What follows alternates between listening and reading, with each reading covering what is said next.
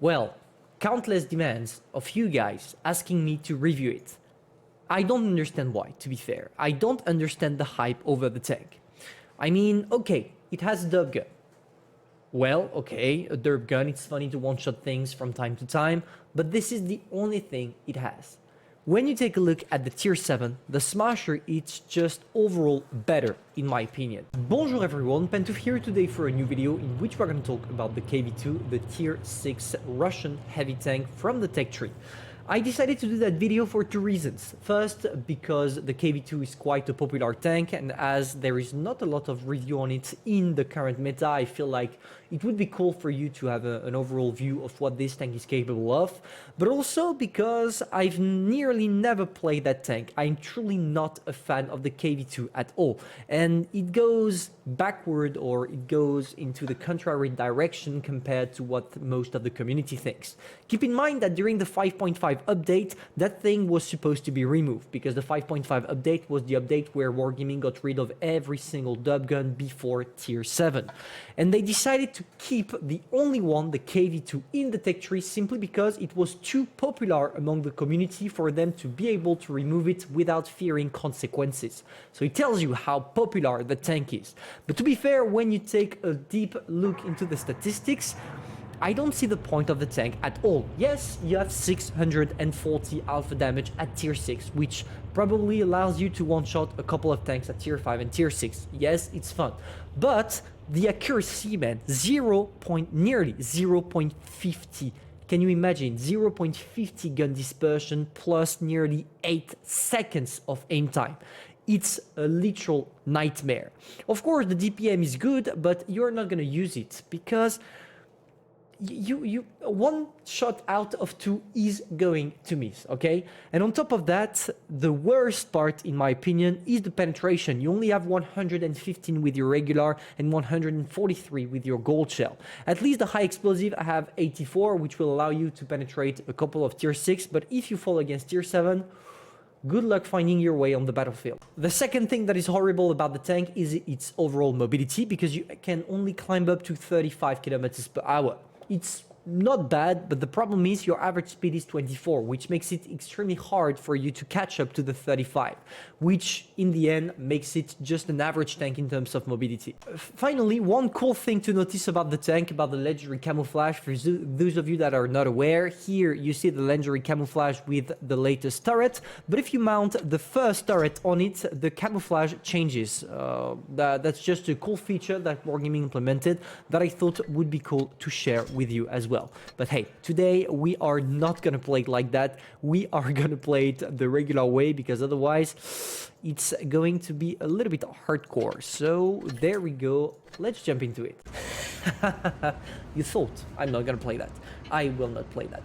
We are watching a replay from Vivek36 with its KV2. And it did an amazing game. To be fair, it even made me believe that the KV2 was a good tank. It's not, and don't mind trying to get it. Of course, even if I'm against the KV2 because I feel like the tank is a little bit underpowered in the current meta, because right after shooting you're useless, I still understand why people are having fun with it. But it all depends on your RNG. If the RNG is with you, then yes, it's probably one of the most hilarious tanks to play at tier 6. But as you're extremely dependent on the RNG because of your 0.50 gun dispersion and 8.8 seconds of aim time, let's say that it's not challenging. You know that it's either the RNG is going to be with you or you are going to get completely destroyed. And one more thing to notice, okay, when you shoot with that tank or when you're fully loaded and you're aiming at someone, it's extremely fun because you know you have power, you know that you also have that alpha damage that will scare most people. But as soon as you shot, you just become useless, and for 22 seconds, like you see right there, it's just lame and boring, because for 22 seconds you have to hide. It's even worse than auto reloaders, because at least those auto loaders or auto reloaders, because those tanks will reload in less than 20 seconds. So you're even longer to reload than those tanks, which makes it a little bit boring. Okay, so there we go. Our friend is probably gonna go for a shot on the IS. He's waiting for the whole tank to turn. Bang, he snaps one. 1.2k damage. I mean, in the first 1.5 minutes of the game, it's pretty cool. But it got, once again, lucky, because at that distance, to be able, even after fully aiming, to hit and penetrate a tier 7 was not something granted. So now, let's see what our friend is doing. I kind of like the fact that they're playing both in the KV2, because at least when they encounter someone at close range, they are becoming the most cancerous things on Earth. And this is probably the only good use of the KV2. It's same for the TOG. When you play the TOG alone, you're gonna get bored. But when you play it with a friend, you're having some hilarious battle. So there we go. There is the AT, and here our friend is going for an HE. That's one of the good things about the KV2. When you can't penetrate your target, same as a Smasher, as you have a derby gun, you can switch to Hash or HE and still do your damage. This is what happened against the 88. If I was him, I would have tried still to get a shot straight on the cupola of the tank, but hey, I'm not here to judge. After all, you're gonna see that it's probably one of the greatest replays in KV2 you've ever seen. So there we go, our friends are pushing through the 88, and the 18 knows that he's in deep shit, and he's not trying anything, he's just, oh boy, I don't want to die. The KV2 goes in, straight into the cupola, bye-bye 88, thanks for coming. And this is another cool feature about the KV2, that possibility, even if your enemies have a lot of hit points, to just destroy them quite easily. Oh boy, M6, you shouldn't have done that. So yeah, at close range, I would say the KV2 is pretty destructive, especially when you can penetrate those HE, because here you literally have the possibility of nearly one-shotting the targets. But as soon as it's impossible for you to penetrate, well, it's going to be extremely hard. Just take a look at the time it takes for our friend to aim even at close range. But we see that that guy, Vivek, knows how to play KV2 and has learned from the past, because judging by the way he waits for the full aim, even if he's at close range, indicates that he's not in his first game with the KV2. So there we go, our friend is gonna try to get him. Maybe he can go for an HE. He didn't try? No, he didn't. Okay, the Tiger is gonna get the tank, I guess. Yes, he does.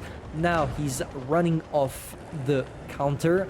Comet and SU shouldn't be too much of a problem. If he sneaks an HE on the Comet that he can penetrate frontally, well, I feel like it would be a good game. So there we go, our friend is going in with its horrendous mobility.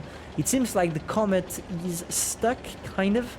Let's see if he can penetrate the Comet straight into the side. Come on, HE. Oh, he should have gone for an HE. An HE would have penetrated. But hey, not a problem. At least he sneaked a 601. But now he's on a reload. And if the Comet decided to push him through, he would have died. And this is what I don't like about the KV2. You are too much RNG and team dependent. But it's not a problem. Our friend is going in, or at least I thought he was going in. He's gonna try to get the Comet. There we go. Can he penetrate? He doesn't bother. Come on, Comet, do the mistake. Boom! Extremely lucky shots. Usually those kind of shots shouldn't penetrate because you should have hit the ground or something.